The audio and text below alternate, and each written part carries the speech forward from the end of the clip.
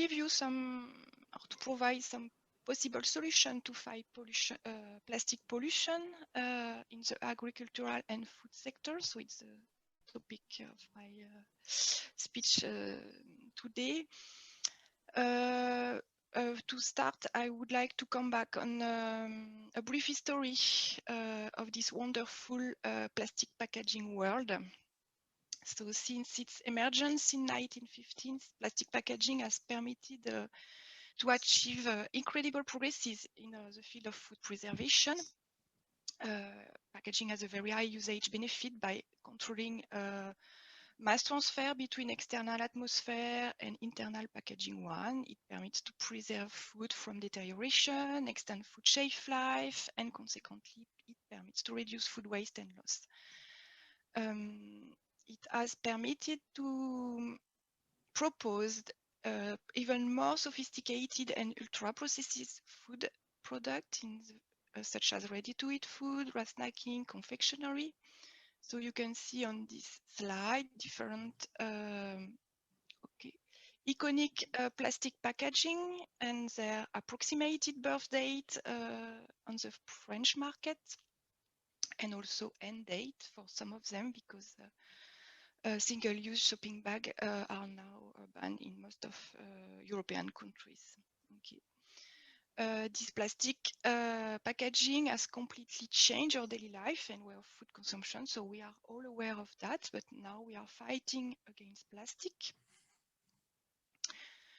We are consuming 60 kilos of plastics per year per inhabitant. 40% of this plastic is for packaging.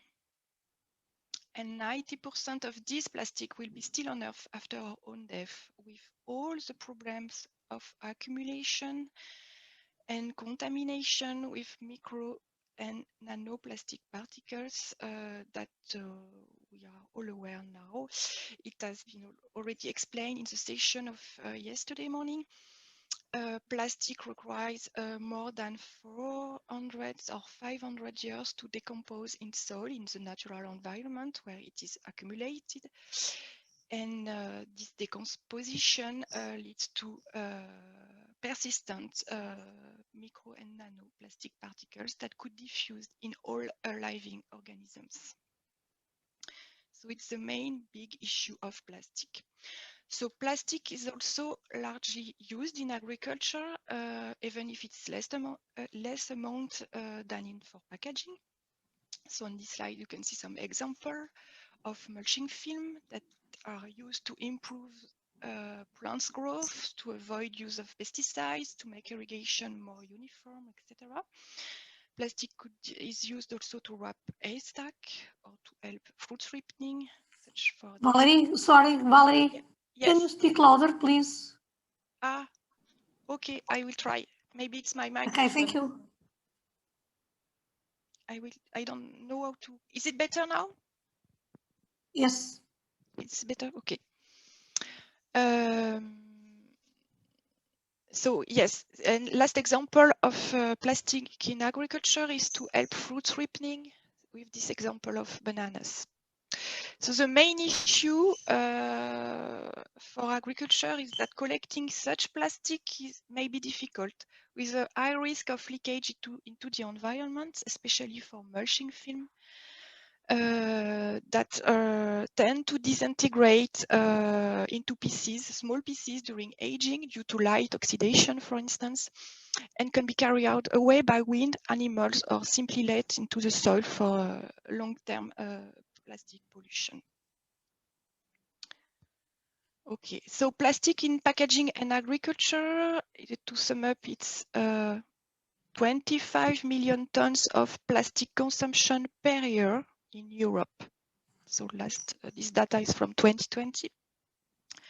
Among these 25 million tons of plastic consumed, 18 million tons are collected, 7 are lost or immobilized for long-term storage, but not collected by the waste facilities. Among these 18 million tons collected, only less than 8 million tons are recycled, and on this quantity, the 7.7 million tons recycled, only 5 million tons of recyclates are really reused, and reused for other applications. That's the initial application that was in general plastic. So only 20% of these 5 million tons of recyclates are reused for to produce new packaging items. Among the 18 million tons collected, most of them are burnt or landfilled. So as it has already been explained yesterday, we are still in a very, very linear plastic economy. So a lot of effort is put on this loop, recycling loop, or governments are promoting recycling as the unique solution again, and to fight plastic pollution, but it's not really feasible because contrary to metal and glass, infinite closed loop recycling for plastic is currently not possible. So if we consider this example of the PET bottle,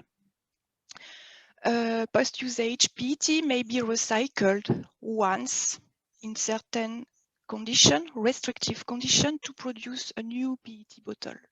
But it is not feasible to make it twice and several times because of limitation in the process, degradation of the polymer, loss of matter during the process, a problem of decontamination of the PET flags. So most of the time PET, post-usage PET is used for other production of other items such as dissuades or gardening items, etc., that at the end are not anymore recyclable.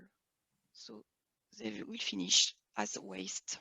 So recycling is just a delay in a long-term waste accumulation and could not be for plastic a solution to fight plastic solution. So there is no other solution than, if recycling is not the good solution, to reduce our consumption of plastic, or when this reduction is not feasible, to use some material that could reintegrate the natural carbon cycle. That means material that are biodegradable in natural conditions. So how to reduce this plastic consumption? First, we can of course enhance loose food sales, not only in specialized organic supermarket and groceries, but in all type of supermarkets, by encouraging consumers to bring back their own containers. Of course, it may be difficult, for instance, for fresh product to sell them loose because of their high perishability. And it's important to mention, don't forget at this stage, the usage benefit of plastic packaging, that may be and this balance between packaging and food waste and loss. If you remove packaging, and removing packaging may contribute to drastically increase this food waste and loss for some of fresh product, that will lead to increase the environmental impact of the food chain. So it's not good to have this. We have to consider the environmental impact of the food chain as a whole. So reduce packaging, we can also propose to reuse this packaging. So different possibilities are existing to refill at home, return from home, where packaging is just a pickup service by logistic companies, etc. There's also some possibilities of return on the go, refill on the go, etc. So reduce packaging use when it's feasible, reuse packaging when it's possible too. There's a lot of initiatives that must be continue and promote in the future. But what about alternatives to plastic? And I will start by an example of this supermarket in Amsterdam that proposed plastic-free health. So more than 700 products available without plastic packaging. But if you have a look on the picture, it seems to have a lot of plastic. And indeed, most of the products are in a plastic film, but this plastic film is as claimed by the company, a biofilm made from biomass that will disintegrate into compost in less than 12 weeks, but we don't know which biomass, in which conditions, industrial compost, home compost, and this plastic-free is a self-declared label, and it's not certified by a third party. So just to look at it in more detail, this biofilm, in fact, is compostable only in industrial condition. It's not biodegradable in natural environment. So it's not really a solution to solve issue of plastic accumulation. And it is still a waste to be collected, to be sorted at the end. So there's no real added value in terms of bioeconomy, in terms of environment. So from this example, it's very important to scan all biodegradable claimed alternative, because it's not really a benefit for the environment. And this fact is at the beginning a problem of vocabulary. And I would like now come back on some definitions. And first one, what does biodegradable really mean? So biodegradability is the ability of a material to be metabolized and thus used as a source of carbon by the microfauna and microflora of the environment under specific conditions. There are three steps, main steps in this biodegradation process: fragmentation, dissociation of the polymer in small particles; degradation, modification of original properties due to chemical chain scission; and bioassimilation, so conversion of a polymeric system in a new biomass. That means that at the end, the biopolymer will be transformed into CO2, water, and a new biomass. And in certain conditions, we can produce also some methane. So it's possible to biodegrade some packaging material. We can see on this example different trays. One is made of polypropylene, conventional plastic material, and these three trays coming from NOAA project are made of PHA, polyhydroxyalkanoates, and one with cellulose inside and one with grinded wheat straw fibers inside. So after less than 3 months in soil, so it was just in my garden, so we can see visually this degradation of the different trays, and of course the conventional polymer that didn't degrade at all. But for the PHBV material, we have almost 34% of mass lost after 85 days in the soil. So it's a good demonstration of what is biodegradation in the soil. That could be also found in home compost. But biodegradation is not compostability. And what does compostable mean? So compostability is a characteristic of a product packaging that allows it to biodegrade under specific conditions described in standards. And concerning packaging, there's two main important standards. Okay, two differences: one standard for industrial composting and one for home composting. And the main differences are about a condition and temperature condition found in the composter and biodegradation criteria.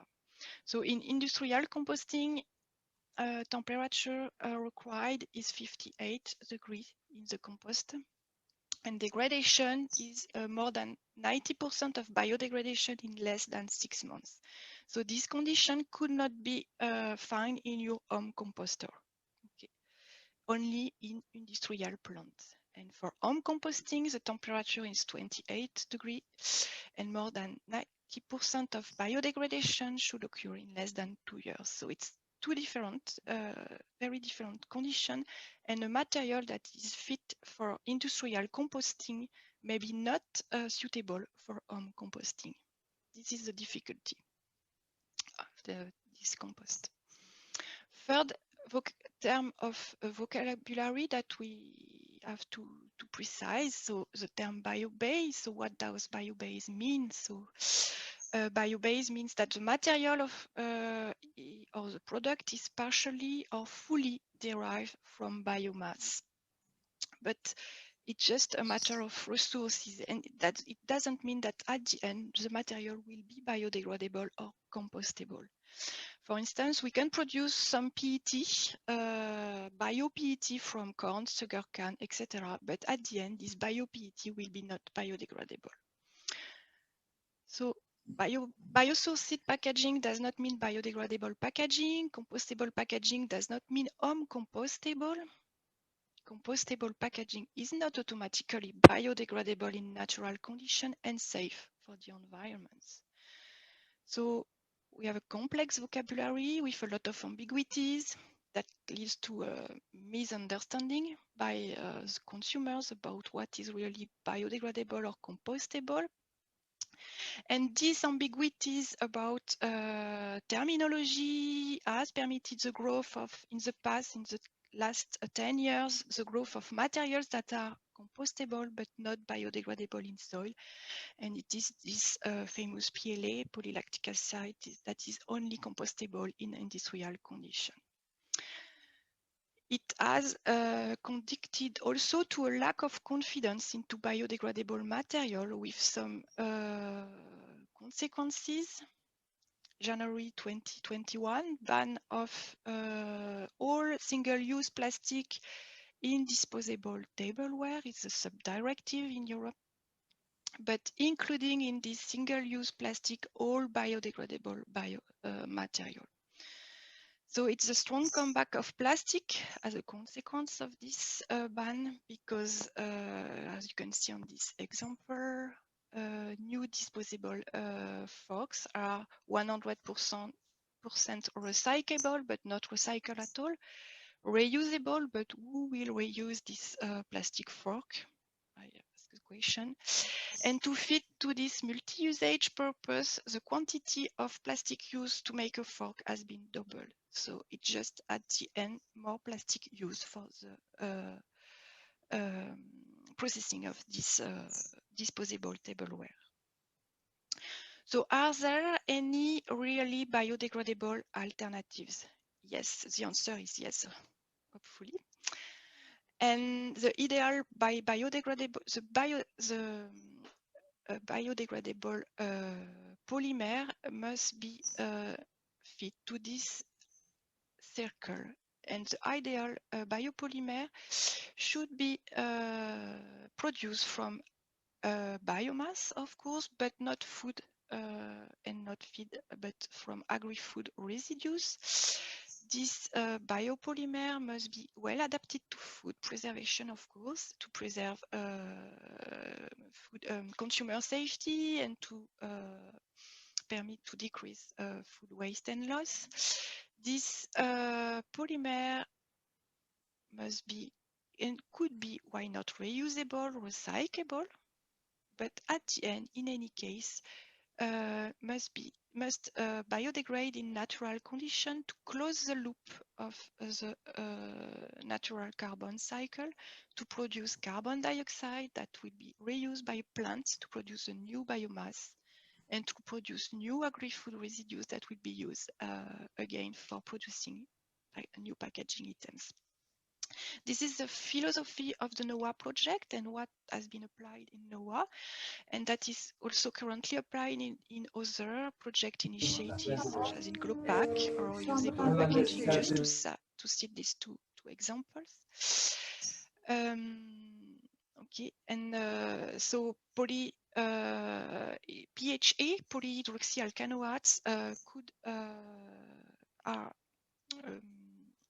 following this scheme and could answer the question of how to fight plastic pollution. Yes, it's possible with such type of polymer. Just to finish, how to fight pollution from plastic, key home message. So do not focus only on recycling. I think